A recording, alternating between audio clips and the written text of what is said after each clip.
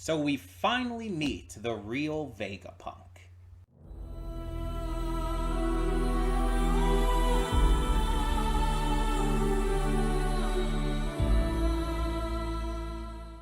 Hey everyone, welcome to Prince of the Gay. I'm your host Connie, and today we are here with my blind reaction to episode 1097 of One Piece. So there was a break last week, if you hadn't heard, and everything. There just wasn't any episodes. It's just how it went. Sometimes there's a week off and whatnot.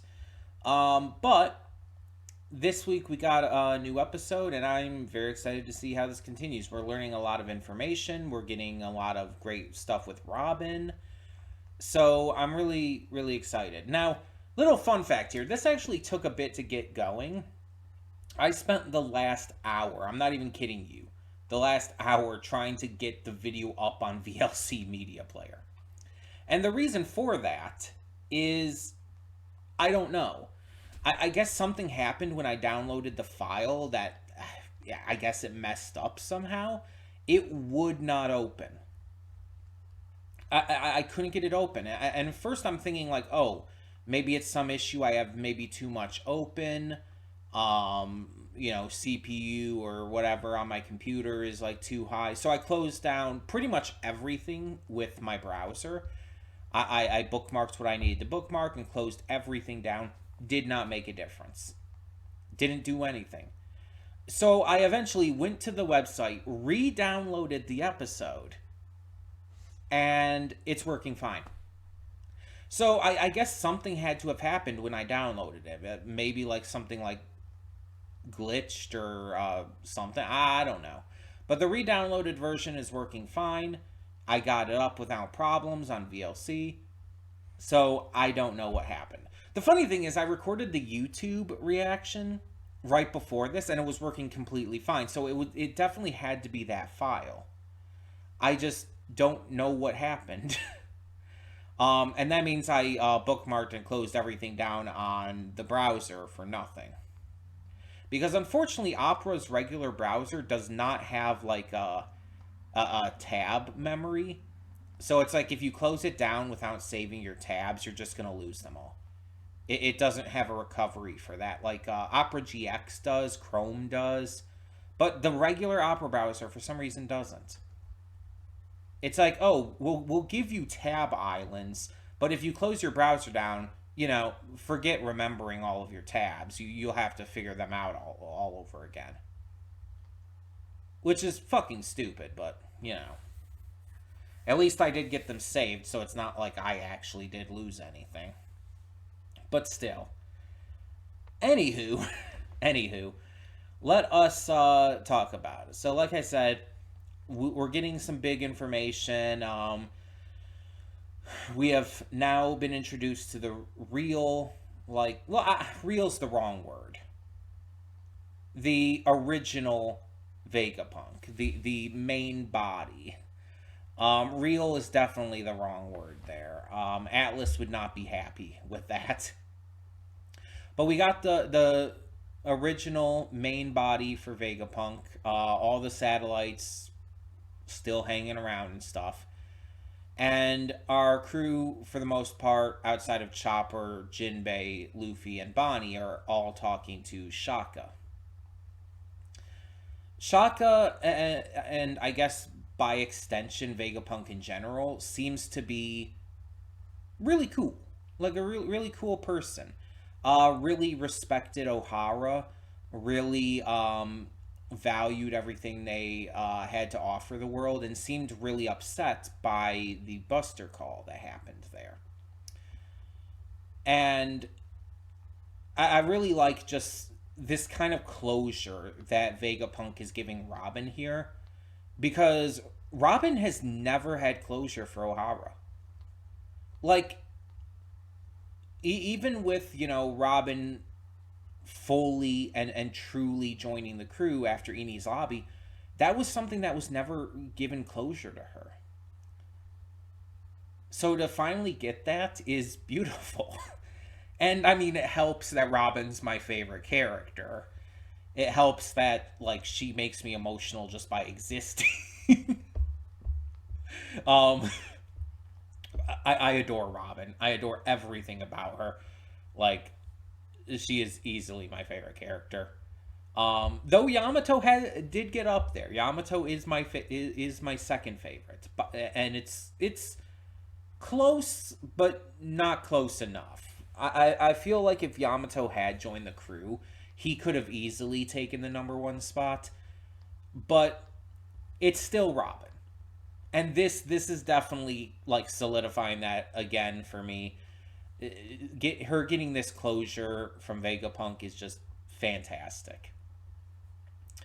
Um, Vegapunk's classic, his main form, his main body seems to be, inspired by Albert Einstein, which is not a surprise at all.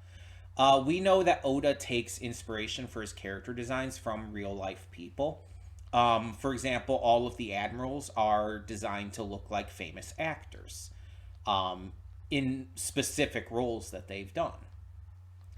And so we see here that Vegapunk, the world's greatest scientist, the greatest mind in the world, is made to look like one of the greatest minds in real life human history, Albert Einstein. And I think that's just fitting. That just makes sense. um, I kind of do wonder, though, if there's inspirations for the satellites, too, then. If, like, Oda based all the satellites off of real people in some way, shape, or form. I genuinely have no clue. But considering the satellites are a lot more, anime-ish, I'm thinking probably not. Especially considering some of them are just, just robots.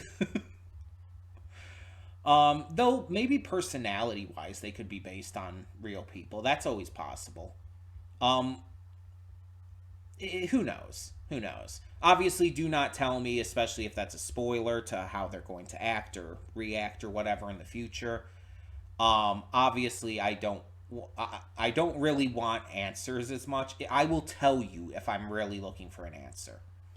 Otherwise, I'm just like, talking, just letting my thoughts out and everything. Um, I'm excited to see what happens though. We still haven't had Luffy's group reunite with the rest of them, though I assume that's probably going to happen soon. Um, I don't know. We're going to have to see. I'm very interested to see what comes next.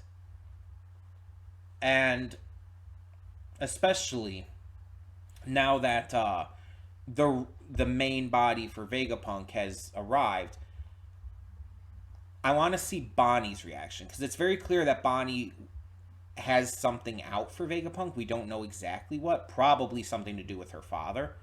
I mean, that just makes sense considering we know Vegapunk is the one who turned Kuma into a cyborg. So I presume it's related to that. So I'm really interested to see this interaction now that he's, properly there. But I also want to see more of just the satellites. Like, they're fun. I really enjoy them. And obviously, some of them we've seen more than others. Like Shaka, Lilith, Atlas, we've seen more than the others who have just kind of appeared like once, and that's about it. I want to see more of them. I want to see how they interact, and I want to see, like, more of their personality and character. But let's just get this started and see if we get that wish granted in this episode. So, when the screen fades to black, pause this redirect and go to the description below. Follow the link to the reaction, and after you watch it, come back here to the redirect and resume play. Because after it fades to black and then fades back in, everything from that point forward will be my afterthoughts and will contain spoilers to the episode. So, that being said, thank you so much for tuning in, and I will see you at the reaction.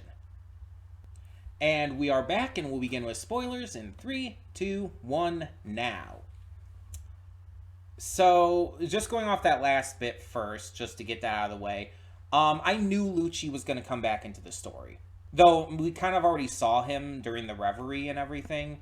So we already knew he was, like, back. And then I think he was actually shown briefly during Wano as well.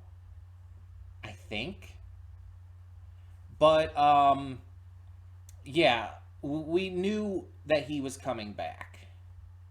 That's not a big surprise. And again, I already knew that he would be back and everything in general because I that is one thing that I saw. I didn't know the context though. He wants to kill Vegapunk? Is that I assume it has to be an order. So what is it specifically about?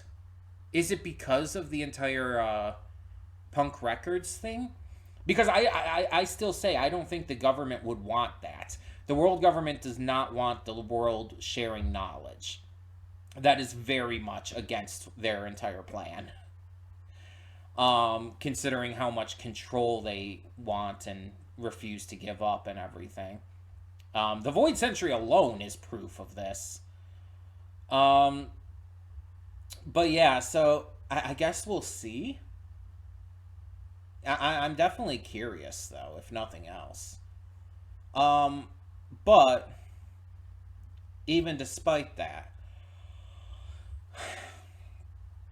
I think this could be pretty interesting to see how far Lucci has come in terms of his abilities and to have a rematch with Luffy.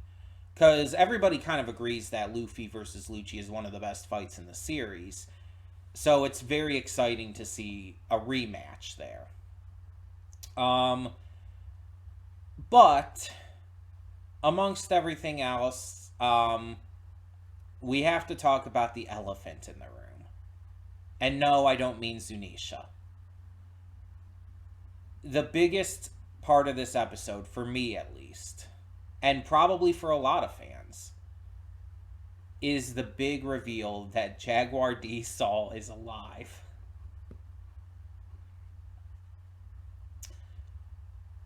Like, I've made it no secret that Robin is my favorite character, and her backstory is one of the biggest reasons. Her backstory is not necessarily the saddest, though it is one of the saddest, I would say, up there with the likes of Brooks and Laws. Um, but I would, without question, say that her backstory is, in my opinion, the best crafted. For what it reveals and how important it is to the story, I would genuinely say that it is one of the most important reveals in this series so far. And Jaguar D. Saul was obviously a major character in her backstory. He was one of the biggest characters. Between her, I guess technically Spandine, but also you have Clover, you have Saul, you have Olvia, and I guess technically Aokiji as well. All of those are kind of like the big players of the flashback, but the biggest one uh, is definitely Saul. Honestly, now, like prior, I probably would have said it was Aokiji because at the time where we saw that flashback, he was an admiral and everything. And even since then, after leaving the Navy, he started working with Blackbeard. It's like, yeah, Kuzan is still extremely important, but now we know a couple things here because the last we saw of Saul was him being frozen by Aokiji, Kuzan. We now know that he was not killed when that happened. We have it definitively said in this episode that he's in hiding. And that he led the other giants, including Haruden, to recover Ohara's knowledge. And it's wild. That means that Kuzan let him go just like he let Robin go. And considering we know Saul was working with the Navy at one point, it's like I feel like that would have had big ramifications, like for Kuzan at the time, Aokiji, to let to let someone like that go. I just, I have to really wonder, like, how the reaction to that was. Because it was like, what did it say? It was like a few weeks or something after the incident when Vegapunk and Dragon were talking there, and when Saul's giants were gathering up all the books and all. Also, the one giant there, I'd have to go. I can go back and look real quick. Kind of looked like, I think his name is Oimo or Oimo. I think one of the giants from uh Eni's Lobby. I have to go back. I want to go back and look real quick. Trying to find the right point here.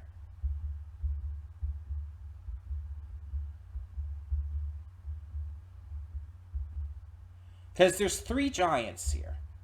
There's Haruden. There's a female giant who I don't think we've seen before. She doesn't look familiar to me, at least. And then there was the one who was in the water, who has the who's the red-headed one. Wears a helmet that I think is similar to Oimo. Trying to find like a good look, because there's a couple points where it shows that person's face.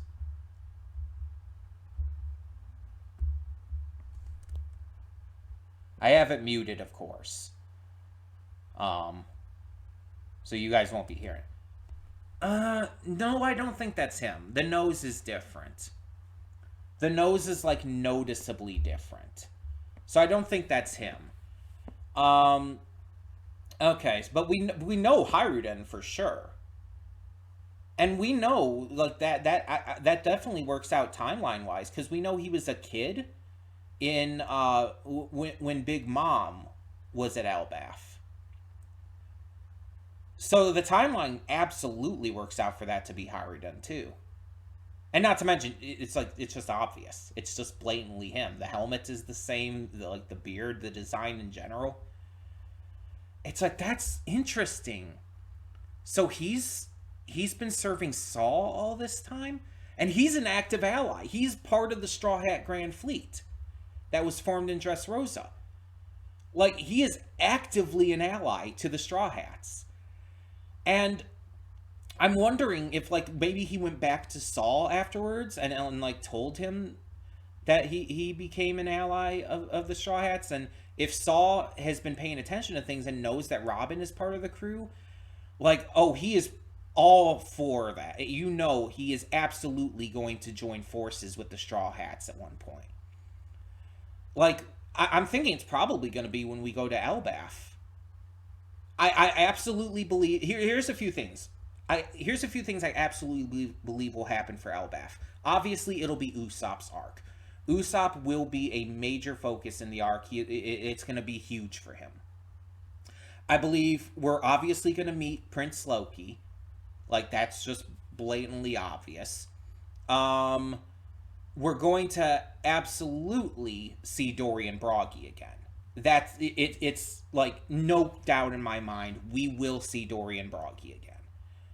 And I am very hyped for that, because I really like Dorian Broggy. We're gonna see Haruden. We're probably gonna see just maybe all of the giants we've met up to this point. Even maybe ones in Big Mom's flashbacks and all.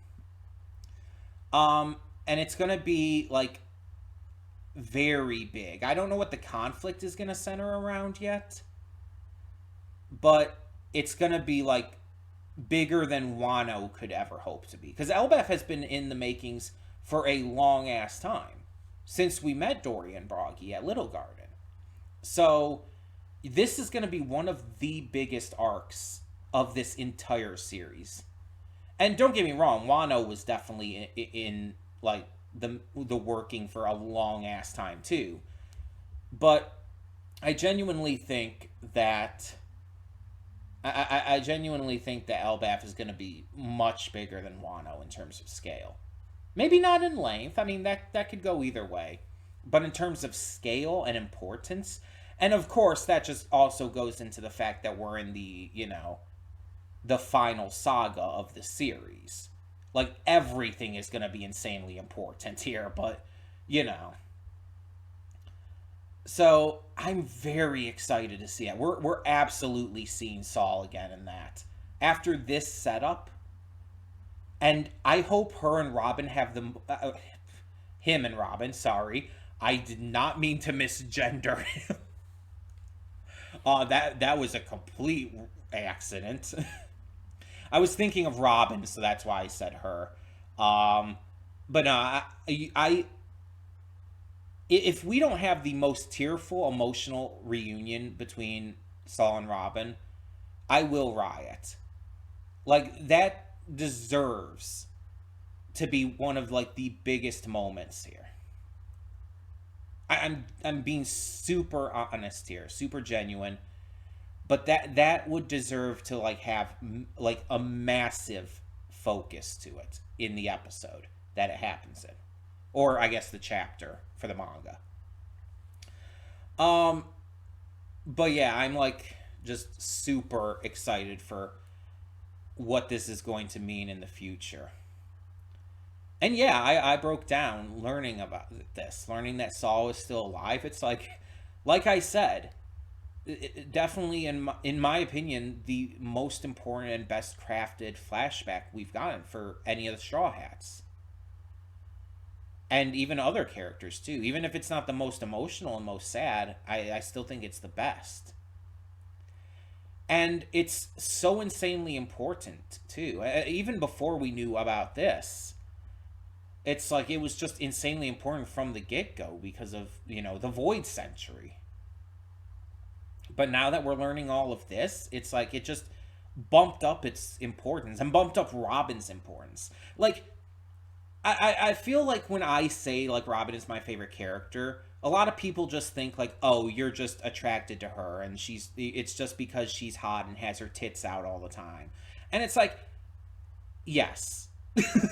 That is definitely part of it. I will not lie. I'm not going to hide that fact. Robin is fucking hot. Though I honestly think her pre-time skip look was hotter, personally. But that's neither here nor there. But it's not just about her attractiveness. I like her character.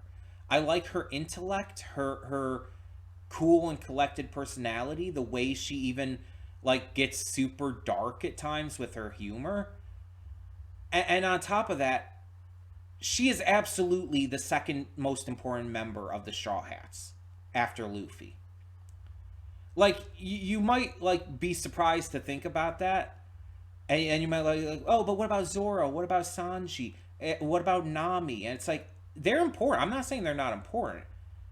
But Robin is so excessively important to the overall story and lore of this series. She is absolutely the second most important member of the crew. The only reason Luffy is more important is because of the Will of D, and because he's the future king of the pirates. That's literally it. Robin is so vastly important to one of the biggest mysteries of this series, the Void Century. Her backstory and everything connects directly to the founding of the world government and the horrific, like, controlling grip they have on the world now. She is, in a way, directly connected to two of the most important people in the series, with Dr. Vegapunk and Dragon. Through this episode, we find that out. That is directly connected to O'Hara, and by extension, directly connected to her. She's connected to Jaguar D. Saw, another member of the Will of D, who is a former Marine, who is also excessively important to the story, because he is guarding the, you know, knowledge of O'Hara. That was the entire reason the fucking Buster Call happened, because the world government was trying to wipe that knowledge out because, you know, it revealed shit about their past. Anyone who tries to, like, say, like, Sanji or Zoro is more important than her is just in absolute denial. If you truly believe that, you're Delulu. Like, you can like them more, that's fine. You can even think they're better characters. That's fine. That's all subjective. But the fact that Robin is the second most important member of the crew, honestly, is not subjective. Based on the story and the lore and what everything is like building up to, that's just objective fact. And I'm one of those people who oftentimes says that almost nothing is objective, and I stand by that when it comes to the quality of media. But this is not about the media's quality. It's about the story of it. It's about the just what the lore of the world is. It's like, does Luffy love the straw hat? That's objective fact that he does. Yes. That's not debatable. This is the same thing. Robin's importance to the overall world of One Piece, to the lore, to the history of the planet they live on. She is unquestionably one of the most important people in the entire world that this series takes place in. And the world government basically has acknowledged this many times. That's why she had such a huge bounty at 8 years old. That's why, like, the world government has been after her since she was a kid and tried to kill her as a kid. Like, this isn't, like, a secret. But there's still some people who just don't think that's the case, and it's wild to me. But yeah, it's just, this is one of those episodes that just felt special. Not only did it continue off of last episode really well and give us more closure to Ohara, more closure and hope for Robin, and just exceptional storytelling and reveals here. But it's just, it's so investing. Because if you've watched through this entire series and made it up to this point, this is stuff you're wanting to know. This is stuff that's going to be exciting to you. Because it's something that the series has built up to. That's why I don't understand people complaining about the length of One Piece. Whether the manga or the anime, doesn't matter. That's why I just have never understood that. It's like the payoffs alone have made this series' length worth it. And in my opinion, not only worth it, but necessary. I truly think that if you cut One Piece down in terms of length, it would absolutely ruin the pacing of this series. People saying the pacing is terrible in this, it's like, what the fuck are you talking about? The pacing is amazing, and the payoffs would not work as well without it. I've never understood that argument. Like, I've never gotten that. That's one of the reasons why I'm very much not excited for this remake that's apparently happening. This remake that's going to be a seasonal anime and is going to be more, cut down and more centered around, I guess manga accuracy, but also trying to, not have as much filler and whatnot in it. It's like that, it just doesn't appeal to me by nature, because it's like, that's not One Piece anymore then. It's like, you have the basic story, you have the basic information, but you lose the soul. You lose what makes the journey worth it. One Piece being this long is part of its quality to me. And of course, it's all subjective. If you would rather have it be short, that's fine. If you would rather, if you think the length of it all does hurt it, if you think the pacing is bad, that's subjective, and you're entitled to that opinion. But I'm entitled to not agree with you. I have every right to disagree with you on that and to not understand your point of view. And I've heard a lot of people try to explain it to me. And it doesn't make sense to me. And I don't think it ever will. Because again, in my opinion, the length of One Piece is part of what makes it so great. And this episode alone is an exact, like, showcase of why. This would not work if it weren't this long after Enies Lobby. It needed to be this long after. Because we needed to have those years of knowledge, those years of investment in this story for this to hit as hard as it did. I genuinely do not believe that this would not have made me cry if this were at the pacing that a lot of fans want it to be. I genuinely believe that.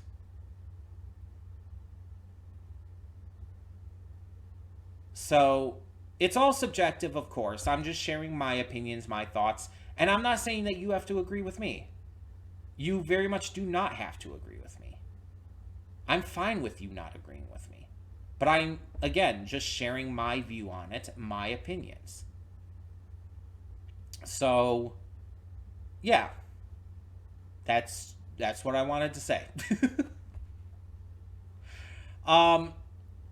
Either way, let me know your thoughts down in the comments below on this episode, on the big reveals. And thank you so much for tuning in. For now, I'm Connie, and I'm signing off. See y'all next time.